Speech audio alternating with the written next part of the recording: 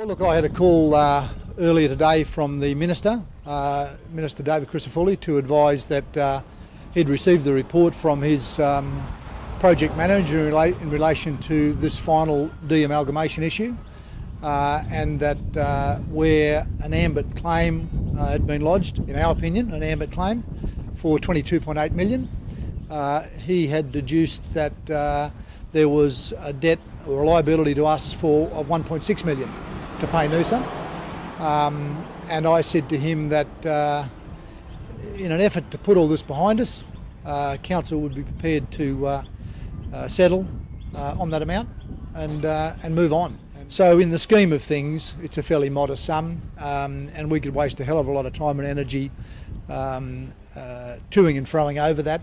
I think there's a lot bigger opportunities to be had for this region, and I think it would be a collective waste of our times to be, pursuing that any further.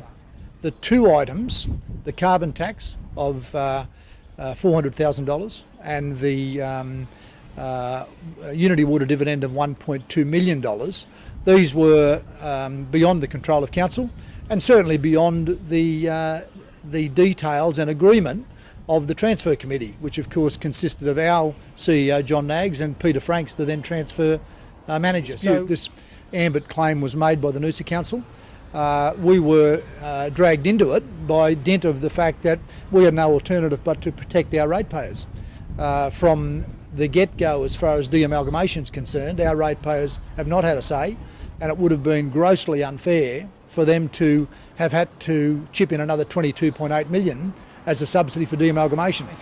As Mayor of the Sunshine Coast, I have a responsibility to all Sunshine Coasters, and particularly ratepayers, to make sure that their money is spent wisely. And we never agreed, we could not understand how this claim would stand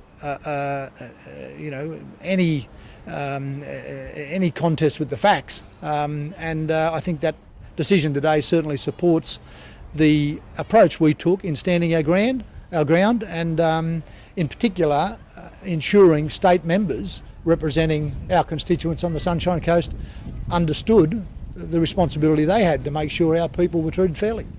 I think the Minister used language like, this is the final and finish of this issue.